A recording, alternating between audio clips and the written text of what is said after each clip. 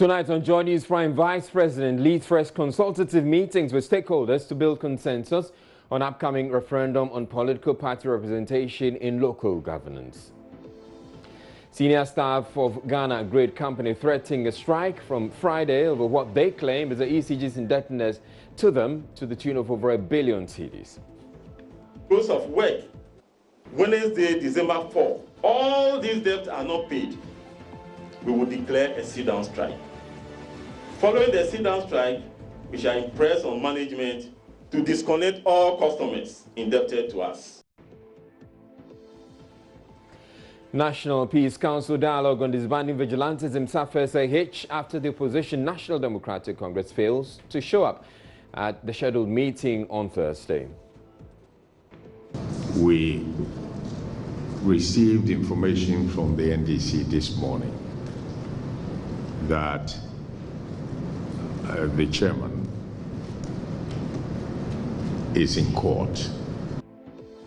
In business, Energy Ministry to submit proposal for review of aspects of oil and gas local content regulations to Parliament next year. Having implemented the local content regulations over the last 6 years, it is time to look back at our achievements and challenges. The Commission has embarked on an exercise to review relevant provisions of LI 2204 to make it more responsive to current industry trends and demands. And traditional authorities at Mainhian call on the Ghana West Municipal Assembly and government to intervene to stop what they say is the takeover of their cemetery by some unscrupulous persons.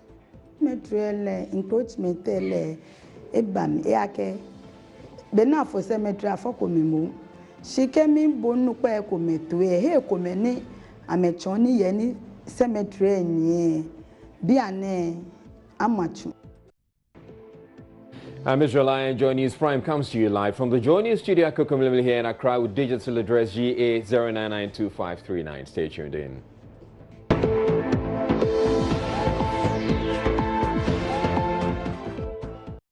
Some staff of the Ghana Great Company are threatening series of industrial action starting Friday to demand monies they say is owed them by the Electricity Company of Ghana and a number of other organizations. The Great Senior Staff Association at a news conference said there will be a withdrawal of all emergency services as well as picketing at the Electricity Company of Ghana and the Ministry of Finance for the money to be paid. It warns the entire country could be without power if the issue is not addressed. Joy News' Henry Kwesi Badu sat through a news conference address by the National Chairman of the Senior Staff Association, Raphael Kono, and has more in the following report. Solidarity forever, solidarity forever, solidarity forever. Greatco senior staff members fired up. The group cited neglect by the central government and huge indebtedness as reasons for their intended strike action. They added that Ministry of Finance has defied a directive by the President to pay some 250 million Ghana cedis debt owed Greatco some 6 months ago. We ask government to, as a matter of urgency, settle ECG and Valco debt to Greatco. You will recall that during this year May Day celebrations across the country, staff of Greatco raised the issues of our debt situation. At the back of that, there was a meeting at the presidency with our management, where we were told that President directed the finance minister to pay Greatco the 250 million Ghana cedis requested by Greatco management, whilst government takes steps to raise bonds to settle the legacy debts. Ladies and gentlemen, it is 6 months now, and that promise is yet to be fulfilled. According to Chairman of the Senior Staff Association of Greatco, Raphael Kono, this is affecting the day-to-day running of the company. Our operations involve traveling across the length and breadth of the country. Due to the financial situation of our company, fuel for our operations is being rationed. Hoteliers are not making their facilities available for us when we travel for our maintenance activities. When we travel, we lodge in hotels. But because we owe them so much that we cannot pay, when we go, they drive us. Staff have to sleep in canopies Some have to lodge in some classrooms just to carry out their operations and maintenance. Enough is enough. The group says they will disconnect all customers indebted to Gridco in 2 weeks. From Friday, 22nd November, staff will treat all emergencies work as normal work within the normal working hours.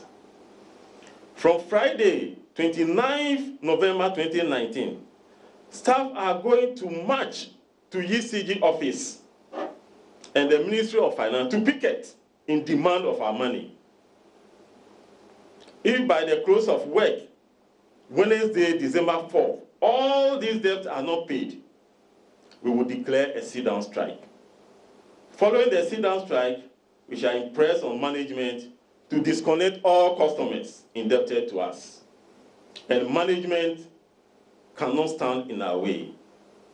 Management cannot stand in our way. The staff insist their action is aimed at restoring Gridco back to its glory days. Henry Kwesibedu's report for Joy News. Forever, solidarity forever.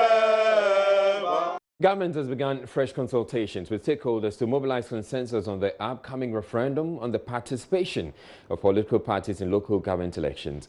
According to Deputy Information Minister Pius Hajide, the consultations, led by the Vice President, began on Wednesday. The fresh consultations come at a time a growing section of the population is favoring a no vote in the December 17 referendum. Mr. Hajide says the consultations will determine the way forward.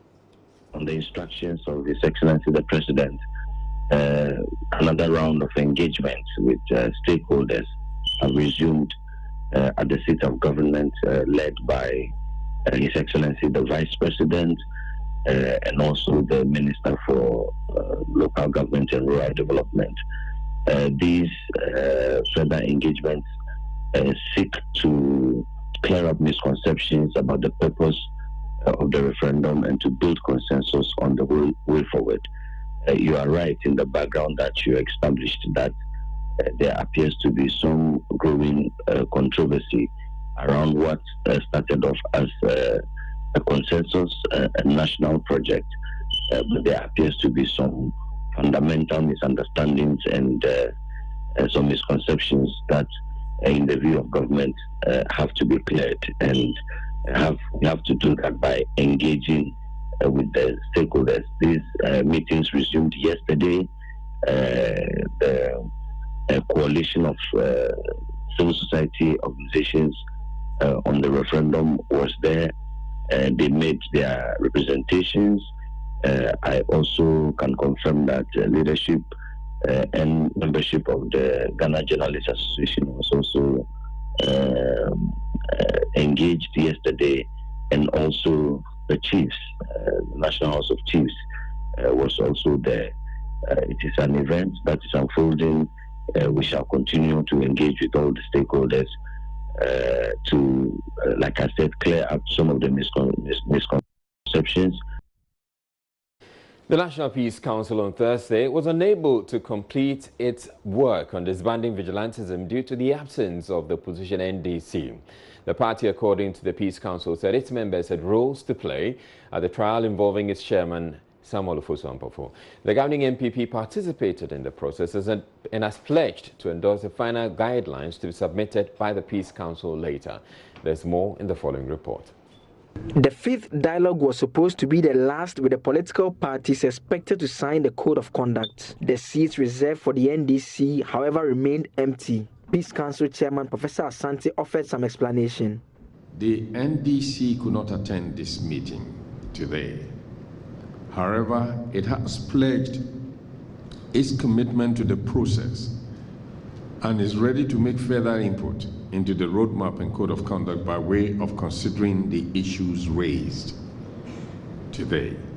Following this meeting, we will submit the reviewed document to the two parties again for final read. He further revealed the party had indicated key actors were playing various roles at the High Court in a trial involving NDC chairman Samuel Ofosu-Ampofo. We received information from the NDC this morning that the chairman is in court, and all their representatives who have been taking part in this dialogue, they are lawyers, and they are the very ones who are representing him. So they said that we should go ahead, and after we have done that, we agreed that we will let them know, and they will have a look at that. The draft guidelines require parties to denounce acts of vigilantism and not support or establish any vigilante groups. The Peace Council says it's awaiting further inputs from the political parties, after which a revised guideline will be approved. You're watching Joy News Prime. We're taking a break. We're back with you in a bit. Stay tuned in.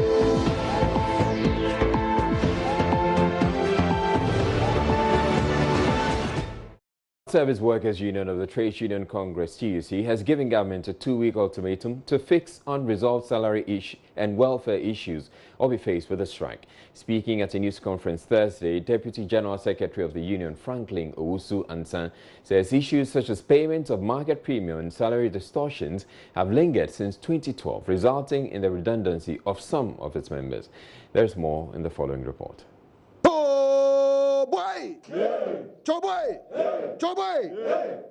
The aggrieved workers say their employers have taken them for granted and have refused to address their grievances over the years. They say issues dating back to 2012 are still unresolved. At a news conference, Deputy General Secretary of the union, Franklin Owusu-Ansah, outlined some of the issues as payment of market premium and non-implementation of national health laboratory policies.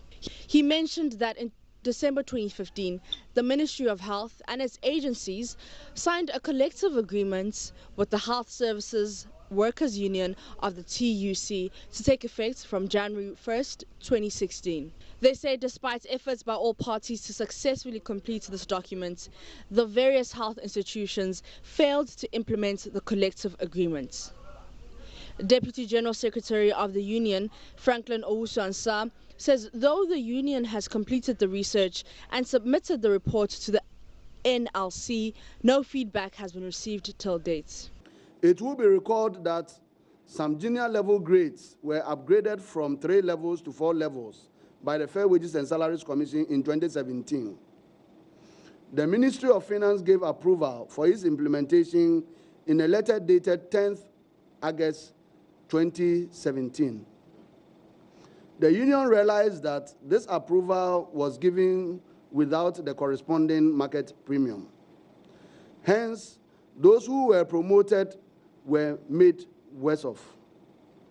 In some cases, because the system used by Controller and Accountant General's Department runs automatic retrieval of monies, it was treated as if these people did not even earn the market premium in the first place. And so some people have to go home with 0 salaries. My brother, is this fair? No. My sister, is it fair? No.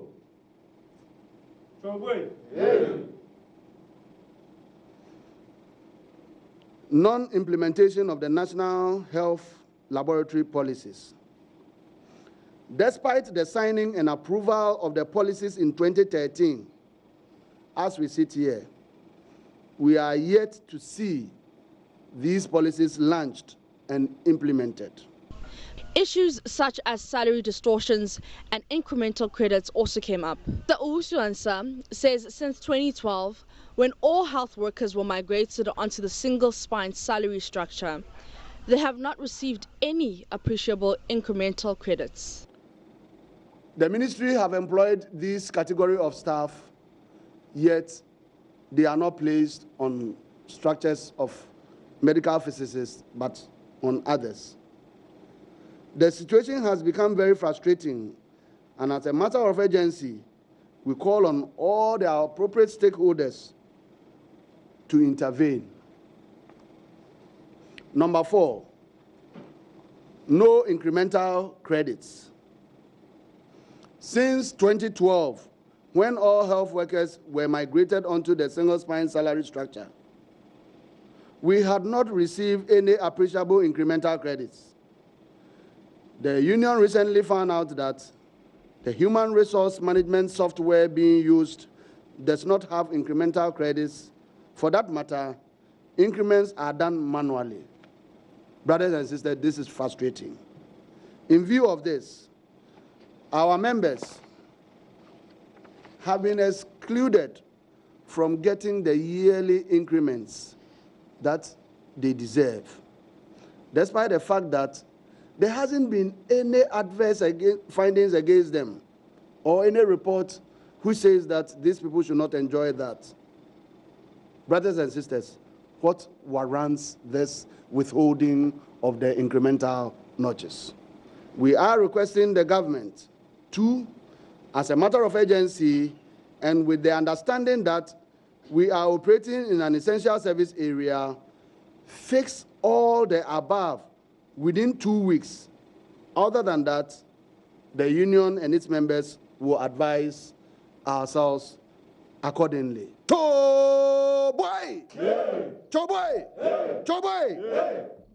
A group calling itself Concerned Citizens of Jirapa is accusing the Jirapa Municipal Chief Executive, Christine Bombanye, of looting the assembly and starving the municipality of development for her greed and selfish gains without taking into consideration the plight of the people, of the poor and helpless people of the area.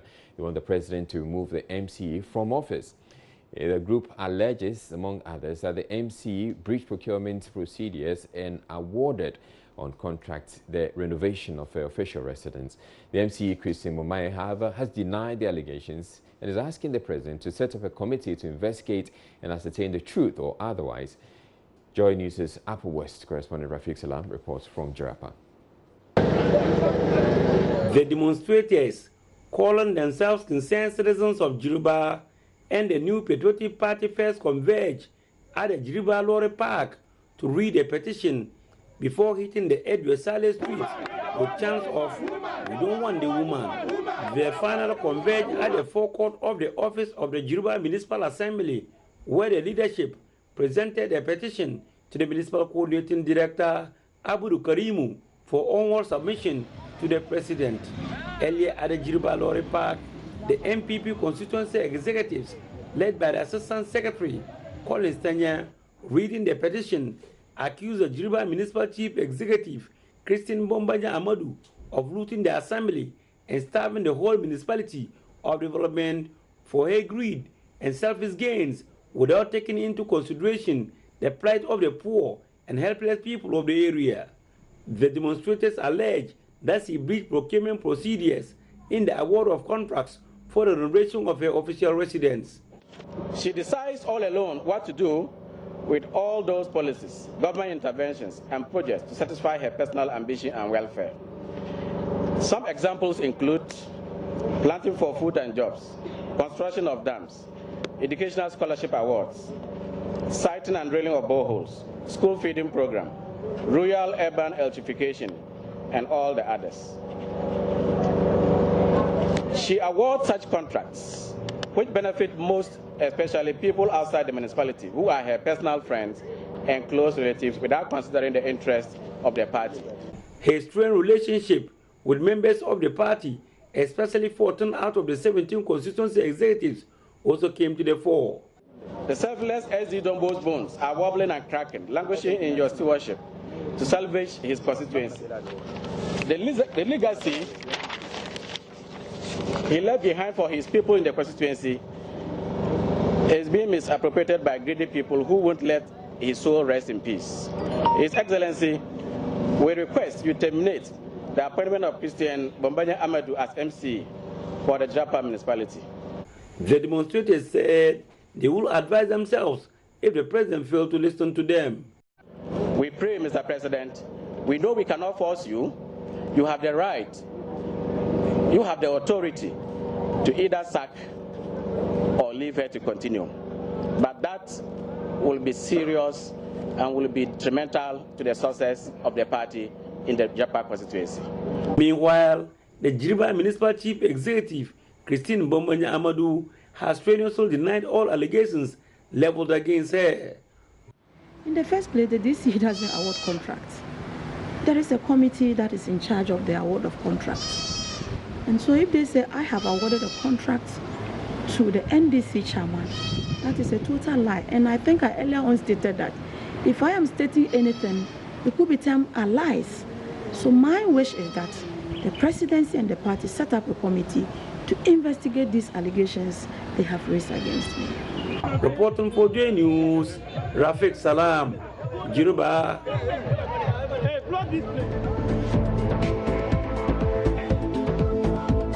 The minority in parliament is challenging the Akufo-Addo-led government to make public the number of kindergarten blocks constructed since 2018.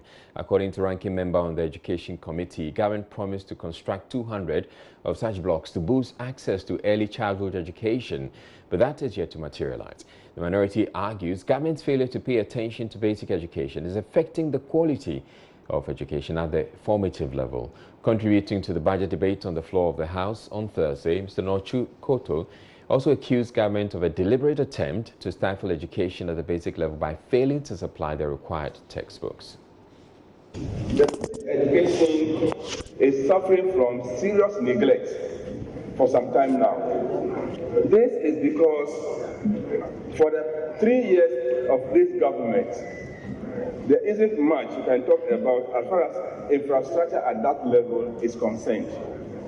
In the 2017 and 18-19 budgets, they projected about 200 kindergarten blocks.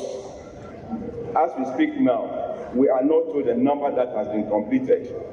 And you don't see any serious attempt being made to make sure that the basic level education is given the necessary attention that it deserves. Mr. Speaker, the basic education level is in dire need of infrastructure. And if that is not done, we don't know where we are going. In a sharp response, Deputy Education Minister Dr. Yao Edu-Chum announced the GMPC has constructed 50 classroom blocks across the country. See, when you talk about quality education comes about when you change the way students learn and you change the way teachers teach.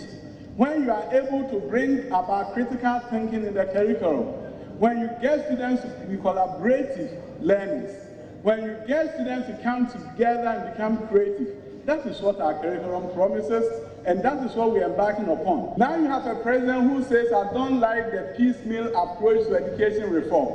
And to bring about transformation, I don't want you to just look at the curriculum. I want you to look at how students are taught instruction. I want you to look at the quality through the lens of assessment and be able to provide the critical data that is needed for us to reform education. And by the way, he's also saying, why don't you ensure that we decentralize education in this country? So we don't have to go from Accra to Jachi in order for us to know what is going on. That the local people will have a say in how education is administered, and they will be able to ensure that the quality that has eluded us over the years, that has led to the 0.44 human capital index will be a thing of the past. Let's get on to the phone lines now and speak with the National Coordinator of the Ghana National Education Coalition Campaign, Veronica Jago. Thank you very much for making time to speak with us, Veronica. So what is your assessment of the situation as far as the lack of textbooks are concerned? Thank you very much, Israel, and good evening to your listeners. The view of the coalition as far as the issue of availability of textbooks for the new curriculum is concerned is that ideally the implementation of the curriculum should have been delayed until the textbooks and other appropriate inputs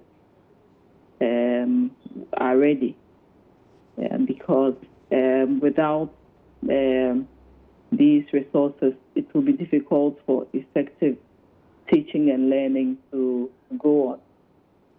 As a coalition, we have been doing our research as always, and we have unearthed a number of things which raises some concern. to the extent that teachers are not teaching as expected because of the absence of textbooks. Some are saying they do not understand the new methodology under the new curriculum, and so they go to the school and do nothing.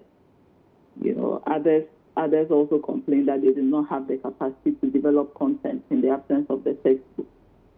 So there are issues, a lot of issues coming up as a result of this development.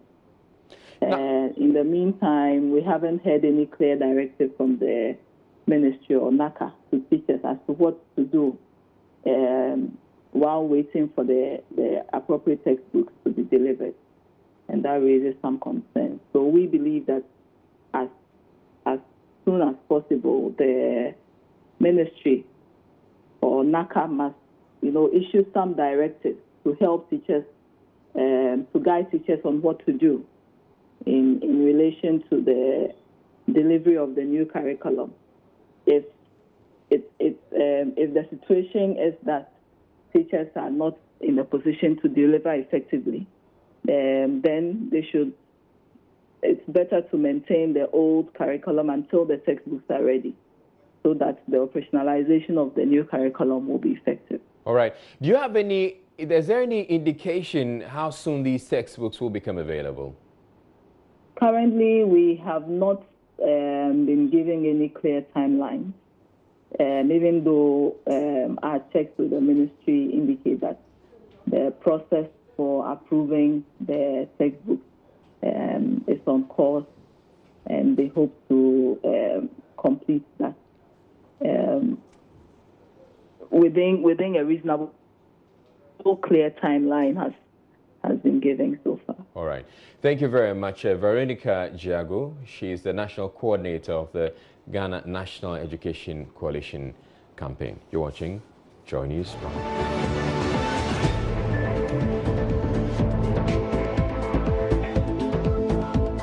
The Noguchi Memorial Institute for Medical Research says it has tested some herbal potions which could prove a potential cure for some types of cancer.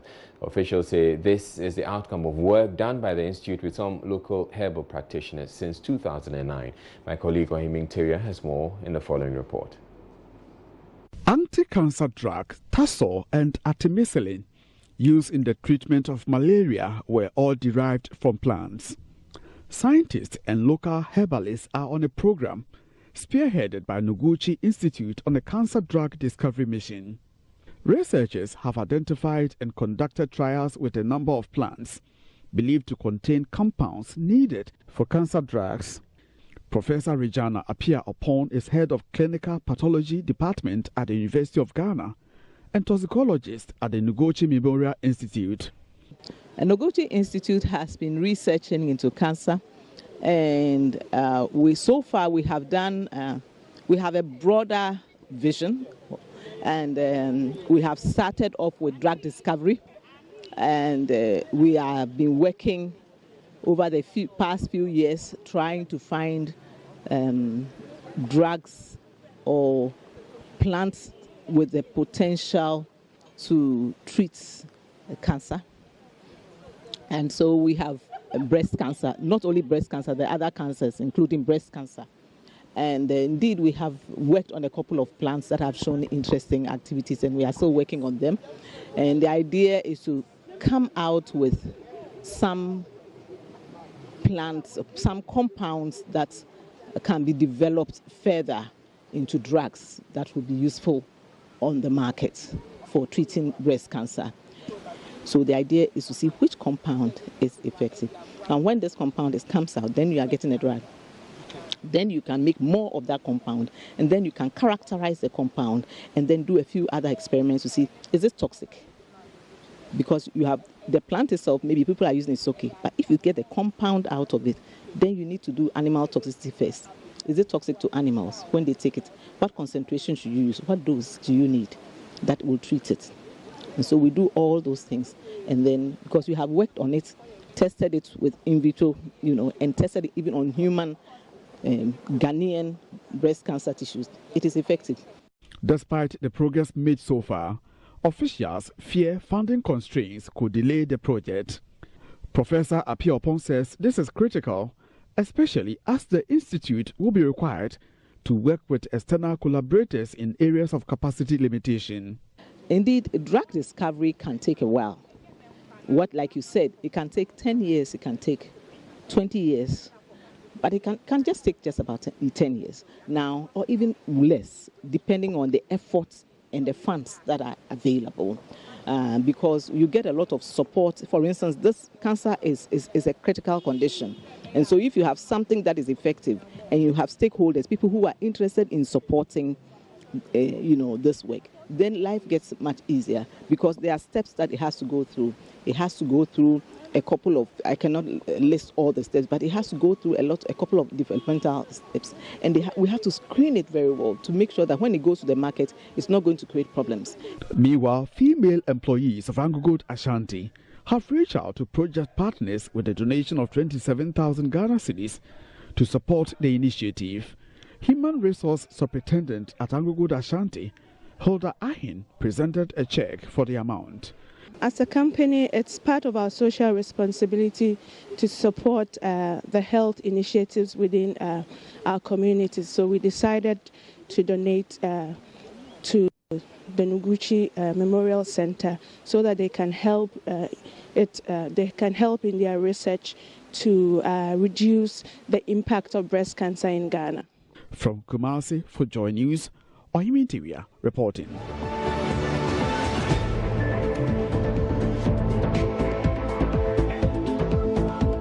Traditional authorities at Manhia, a community in the Gan West municipality, are calling on the assembly and government to intervene and stop the takeover of the cemetery by some indigents. Some unscrupulous persons, according to them, have in recent times been engaged in the desecration of tombs to reclaim land which they sell or develop themselves. Incidentally, the traditional authorities sometime last year resisted attempts by the assembly to fence the cemeteries. Latif Idris has more. The Manhian community is already battling with a number of social and developmental issues, including bad roads, land guardism, and land reclamation. As if that is not enough, the faceless individuals are taking their activities to the resting place of the dead. In the era of scarcity of land, particularly in the national capital of Accra, people have adopted extreme means of making the commodity available, one of which is the encroachment of cemeteries. And here at Ablekuman Manhian, you would see an upcoming structure that is just about some 10 yards from the last tomb here at the cemetery.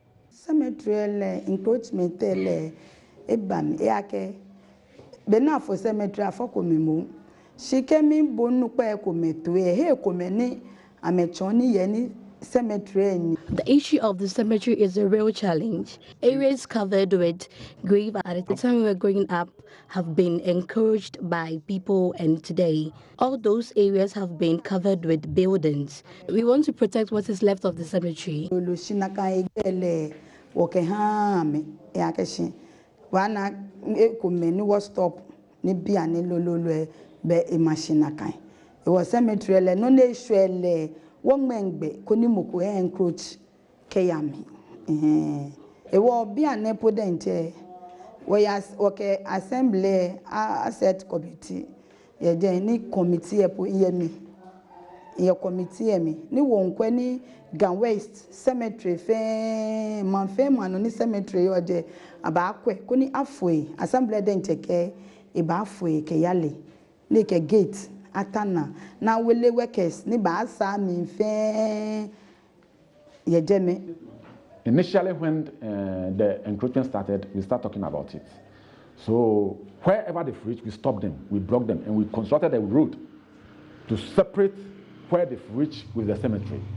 So now the encroachment is no more coming. Just of recently, this GPRTU, they said their local branch wanted to have some small portion that they will put container on it. Assembly member of the Manhian electoral area tells Joy News the assembly took notice of the phenomenon and started some work, but faced opposition from within the same traditional authority, which is now crying foul. The assembly some time ago decided to even fence all cemeteries within the municipality. We took it to General Assembly and we agreed, but it's left for the process to begin. And up to now, you know, it looks like most of the cemeteries are being managed by the traditional authorities. So some feel when the assembly comes in to fence it, it will be taken over from them. But it's not the case. So are you experiencing some pushbacks? Yes. So I feel all the cemeteries within the municipality should be fenced. And just like the case of Maya Cemetery, it's been encroached upon daily. It appears the phenomenon of encroachment of cemeteries is not happening in Manhian alone, but in other parts of the country facing the challenge of land scarcity. The Ghana Railway Workers Union is against government's decision to construct a sky train in Accra. The concession agreement with the South African company signed by President Akufo-Addo earlier this month will see the development of a 194-kilometer Accra SkyTrain project. The railway workers, however, want government to rehabilitate the Western Rail Line. The union, in a statement, said the leadership of Ghana Railway Workers Union, on behalf of Ghana Railway Company Limited, note with concern the speed at which the Ministry of Railways Development has struck a deal for the construction of a SkyTrain for Ghana by August 2020. We wish to state that this initiative, as well as other railway construction in the pipeline, though very good initiatives, do not inure to the benefit of the Ghana Railway Company Limited. As a company, our survival has been on the haulage of commodities such as bauxite, manganese, cocoa, etc. on the Western Rail Line, Takrady to Awaso. In April 2019, the public was made aware that a contract has been signed for the revamping of the Western Rail Line from Takwa to Dunkwa. Till date, we're yet to see real signs of the start of that contract. Considering the financial challenges facing the GRCL, we are of the view that anything short of total revamping of the Western Rail from Kojokrom up to Awaso to enable bauxite, manganese and cocoa, etc. to be hauled by rail cannot sustain the operations of GRCL. GRCL has over the years been a burden on central government, and until a total revamping of the Western Rail Line is done, it will be impossible to sustain GRCL. We hope our continuous call for total revamping of the Western Rail Line will receive the same attention and speed to enable it to see the light of day. And it's signed by Godwill in Tama, General Secretary, Ghana Railway Workers Union. Well, the General Secretary of the Ghana Railway Workers Union, who signed the statement, Godwill in Tama, said the Ghana Railway Company Limited may collapse if the Western Rail Line isn't fixed. Okay. Now, first of all, let me say that it's a good thing that the Ministry of Railways Development has been able to have a breakthrough as far as the SkyTrain contract is concerned. What we as workers of Ghana Railway Company Limited is saying that the speed and attention and all the effort that were put in place to get this contract through, we expect that this same effort will be channeled to the Western Railway Line. You know, the Ghana Railway Company Limited relies solely on the Western Railway Line to survive. Currently, we are operating from here to Nsuta to haul manganese. Now, hitherto we were able to haul bauxite, timber, cocoa on that stretch up to Awaso. Now, it's not the same. And so, if the place is revamped to Awaso, we will be able to haul the bauxite. That is how the company can be really sustained. And I'm Israel. Thank you very much for watching. You have a good night.